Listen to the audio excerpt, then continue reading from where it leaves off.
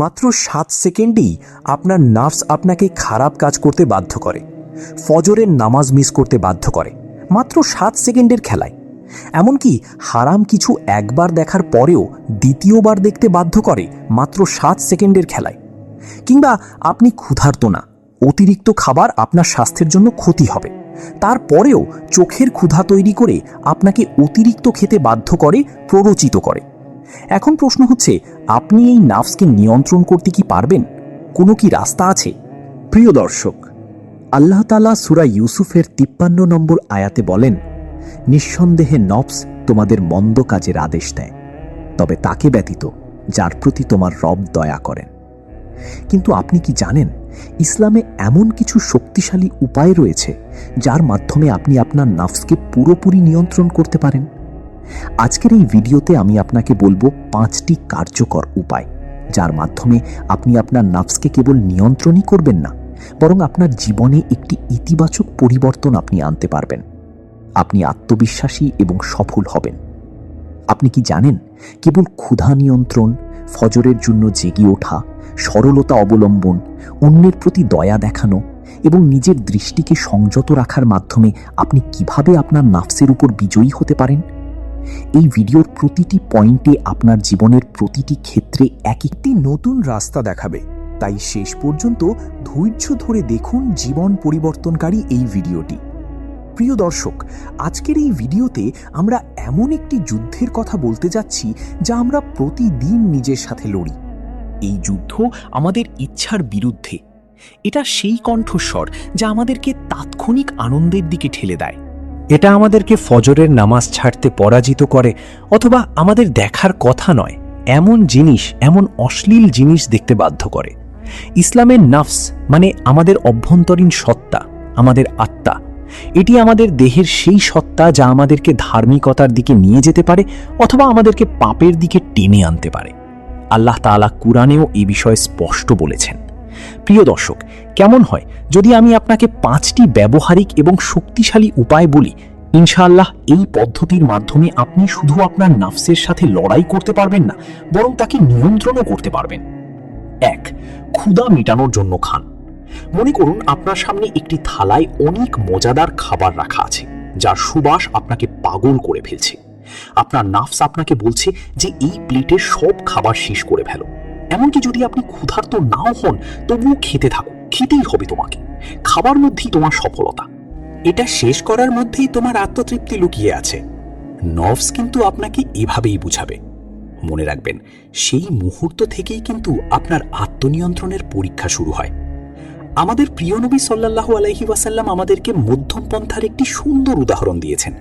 তিনি বলেছেন, আদম সন্তানের জন্য কয়েকটি লোকমা খাবারই যথেষ্ট, তার কোমরকে সোজা রাখার জন্য 2টি খিচুড়ি যথেষ্ট। এছাড়া আল্লাহর রাসূল বলেছেন, যদি আরও বেশি খেতেই হয় তাহলে পেটের 1/3 খাবার দ্বারা, 1/3 পানি দ্বারা পূর্ণ করো, আর 1/3 বাতাসের জন্য খালি রাখো। এই হাদিসটি আমাদেরকে মনে করিয়ে দেয় যে খাওয়ার সময় আত্মনিয়ন্ত্রণের অনুশীলন করা শুধু আমাদের শারীরিক স্বাস্থ্যের জন্যই নয়, বরং আধ্যাত্মিক শক্তির জন্য জরুরি। যখন আপনি আপনার ক্ষুধার কাছে নতি স্বীকার করেন না, তখন এই অভ্যাসটি আপনার জীবনের অন্যান্য ক্ষেত্রেও সহায়ক হয়। এখন ভাবুন, যদি আপনি খাবার সময় সংযম করতে পারেন, তাহলে আপনি কি সকালে ফজরের জন্য উঠার সময় আপনার বিছানার আরামদায়ক আকর্ষণকে কাটিয়ে উঠতে পারবেন?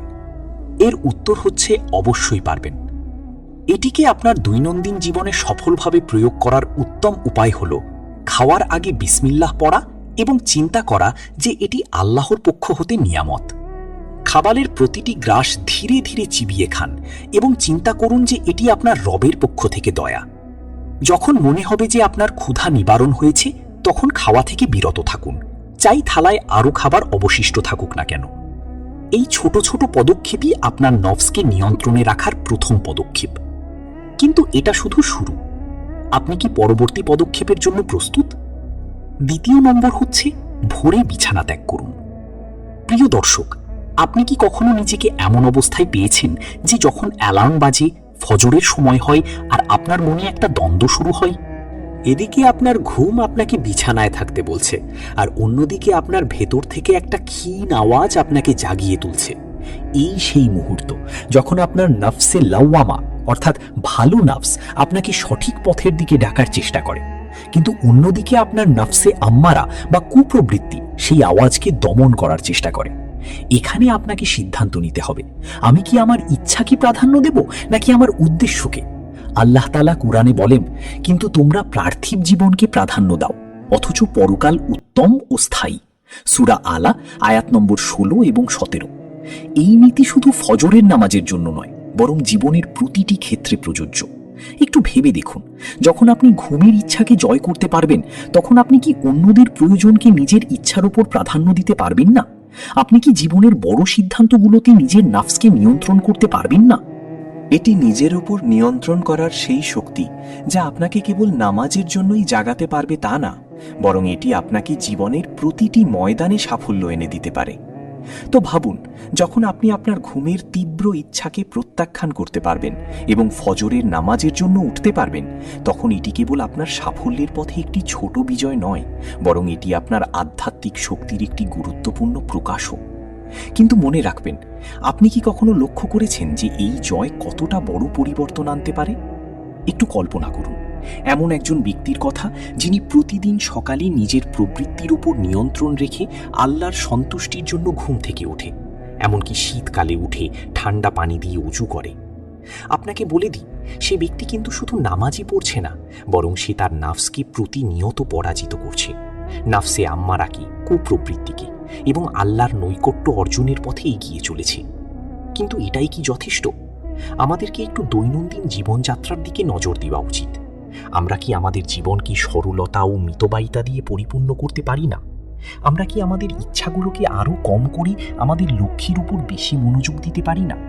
3 নম্বর পয়েন্ট বলে, সরলতাকে আলিঙ্গন করুন। প্রিয় দর্শক, আজকের যুগে যেখানে সর্বত্র বেশি পাওয়ার প্রতিযোগিতা চলছে, এই সময়ে এসে সরলতা অবলম্বন করা সত্যি একটি সাহসের কাজ। কিন্তু আপনি কি জানেন যে এই যে অল্পতে খুশি থাকা বা সরলতা কেবল আমাদের নাফসকে নিয়ন্ত্রণে রাখতে সহায়ক নয়, বরং এটি আমাদের আধ্যাত্মিক উন্নতির জন্য জরুরি। আমাদের প্রিয় নবী সাল্লাল্লাহু আলাইহি ওয়াসাল্লাম বলেছেন, দুনিয়ার সাথে আমার সম্পর্ক একজন মুসাফিরের মতো, যে কোনো গাছের ছায়ায় কিছুক্ষণ বিশ্রাম নেয়, তারপর সামনে এগিয়ে যায়। এই কথাগুলো আমাদের মনে করিয়ে দেয় যে পার্থিব জীবনের সাথে আমাদের সম্পর্ক ক্ষণস্থায়ী। পার্থিব জীবনে বেশি জিনিস শুধু আমাদের জীবনকে জটিল করে তোলে না, বরং আমাদের সেই ইচ্ছাগুলোর পিছনে ছুটতেও বাধ্য করে, যা কখনোই শেষ হয় না। এখন একটু ভেবে দেখুন, আপনার জীবনে কত জিনিস এমন আছে যা সত্যি আপনার জন্য জরুরি নয়? সেই জিনিসগুলো কি আপনাকে সুখ এনে দিচ্ছে, নাকি এগুলো শুধু আপনার প্রবৃত্তির ক্ষণস্থায়ী ইচ্ছা পূরণ করছে? যখন আমরা সরলতা অবলম্বন করি, আমরা আমাদের চারপাশ থেকে অপ্রয়োজনীয় জিনিসগুলো সরিয়ে দিই। আমাদের মন তখন শান্তি অনুভব করে।